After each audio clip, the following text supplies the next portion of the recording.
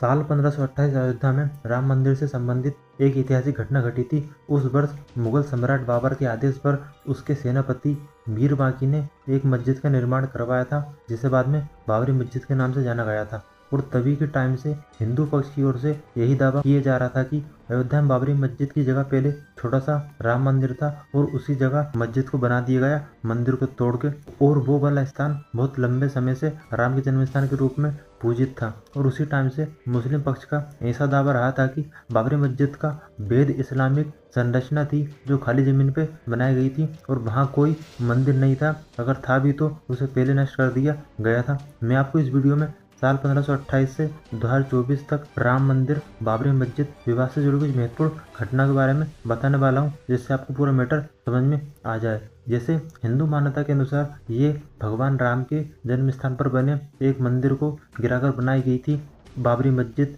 बनाई गई थी। इसको लेकर पहली बार सन 1853 में हिंदू और मुसलमान के बीच में विवाद हुआ था। साल 1859 में विवाद को देखते हुए ब्रिटिश शासन ने मस्जिद और मंदिर के बीच फेंसिंग कर दी गई।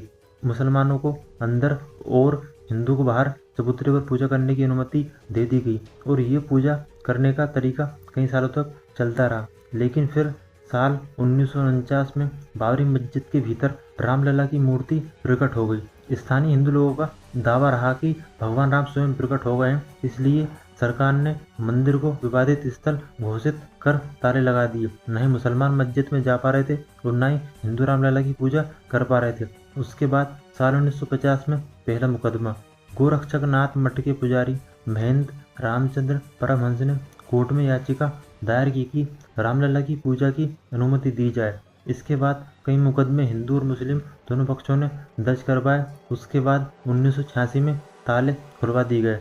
फैजाबाद जिला जज ने आदेश दिया कि हिंदुओं को पूजा की अनुमति दे दी जाए और ताले खोल दिए गए। उसके बाद मुस्लिम पक्ष सड़कों पर विरोध करने लगा। उसके बाद साल 1989 में राम जन्मभूमि का आंदोलन का जोर विश्व हिंदू परिषद ने आंदोलन शुरू कर दिया।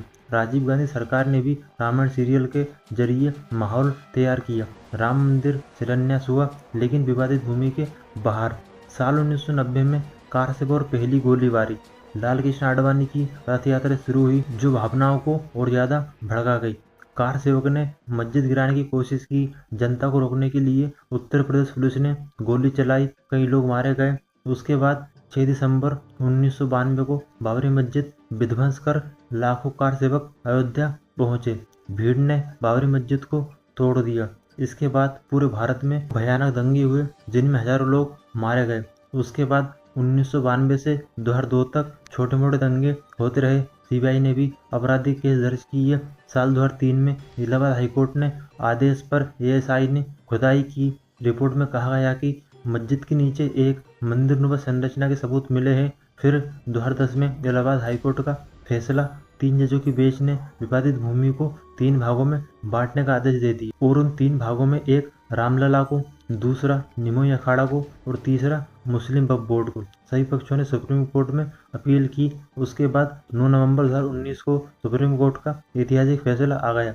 रामलला को पूरी विवादित जगह 2.77 एकड़ दे दी गई।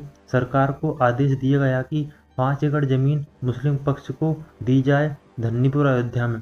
कोर्ट ने माना कि मस्जिद के नीचे गैर इस्लामिक ढांचे के प्रमाण मिले हैं, मतलब दूसरे धर्म से जुड़े मंदिर के सबूत मिले हैं बाबरी मस्जिद के नीचे, इसीलिए विवादित भूमि पूरी तरह राम मंदिर बनाने के लिए दे दी जाए। और उसके बाद 5 अगस्त 2020 को प्रधानमंत्री मोदी ने भूमि पूजन कर दिया था। फिर राम मंदिर निर्माण की शुरुआत हो गई थी। फिर 22 जनवरी 2024 को राम मंदिर में रामलला की प्राण प्रतिष्ठा की गई। प्रधानमंत्री नरेंद्र मोदी की उपस्थिति में रामलला की प्राण प्रतिष्ठा संपन्न हुई। राम मंदिर का मुख्य गर्भगृह जनता के लिए खोला गया।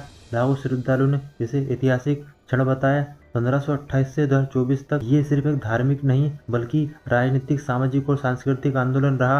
अब राम मंदिर पूरी तरह बन चुका है और ये भारत के इतिहास की सबसे बड़ी चर्चित घटनाओं में से एक है।